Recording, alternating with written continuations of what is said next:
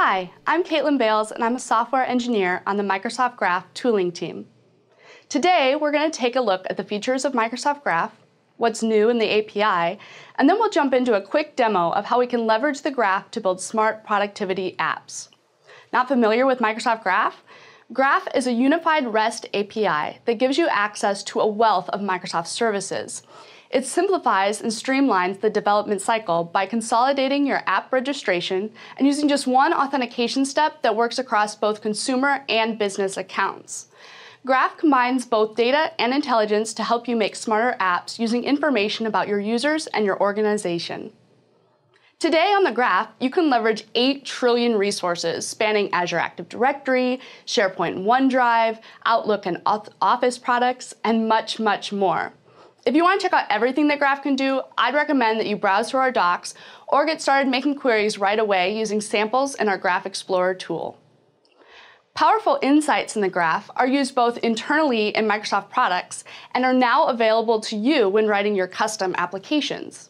You can get data about the best time to schedule a meeting, files, people, and sites trending around your users, and social activity across many Microsoft services.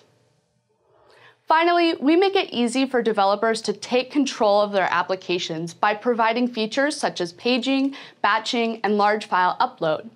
You can even add your own custom data to Graph using open extensions.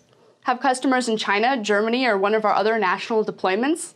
We have support for several of our services through national clouds as well. We reduce the friction of starting a new project by allowing you to access both consumer and business accounts with one registration and one access token. We also provide a wide variety of SDKs and samples available through our site and hosted on GitHub to target common platforms and scenarios. So what are the latest features in Graph? As more and more services adopt Graph, we're able to provide greater value through new features and services. In V1, we now have access to the People API, SharePoint lists, and O365 reports.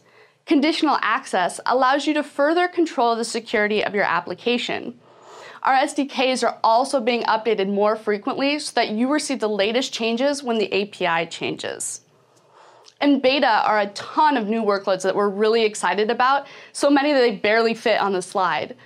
Microsoft Teams debuted its API in beta exclusively through Microsoft Graph. You can also experiment with data from Project Rome, Intune, and Insights. Outlook continues to add deeper and more easily accessible data with Outlook rules, categories, time zones, and rooms. If you've ever tried to schedule a meeting and find open rooms, you'll appreciate how handy that last one can be. Now we're going to take a look at a quick demo that'll show some of these new features in action. So in this demo, we're going to be looking at setting up a webhook that's going to monitor a SharePoint site for a bunch of audio files that we're going to put into it. And those audio files, we want to get transcriptions for them, so we're going to send them over to the Bing Speech Recognition API and return back that data and then push through Microsoft Graph that description into it. So let's go ahead and fire up our program. You can see it's going to open 2 things. The first thing here is our Azure function. So here we have our Azure function. This is going to actually get the request and send the data that we have off to Bing Speech Recognition API. And then we've also got this lightweight ASP.NET application that's going to allow us to log in and get a little GUI so that we can pick out what folder we want to monitor. So we'll click Sign In. And then you can see that it's got our account, and we're going to start watching a document library. This pops up the OneDrive file picker, which is really handy. We're going to go into our marketing folder, and we've got a set of recordings that we want to monitor. So it's activating our robot.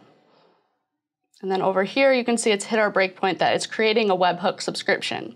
So we're going to call Graph. We want to subscribe to anything that's been updated on this folder. You can see this is the folder that it's going to push in there, and it's going to set an expiration date for 3 days from today. So we'll hit Continue and go back into our application. You can see that the robot's been activated. We've got a subscription ID here, and it's set the expiration time.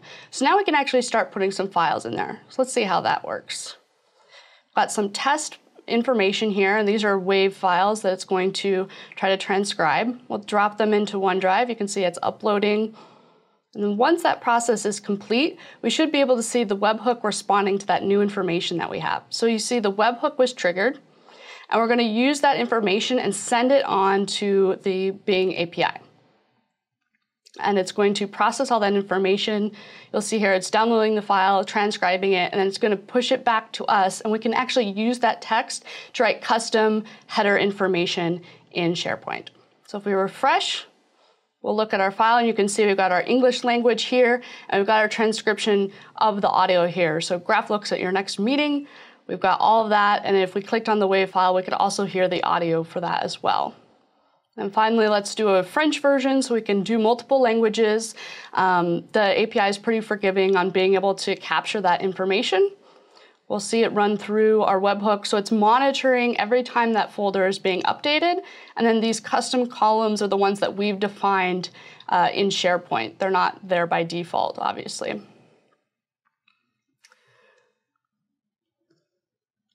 See if that service is completed, and you see here now we've got our French version of it and our French transcription as well.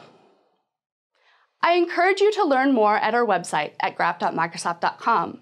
There you'll find all of the resources that are listed here on the slide.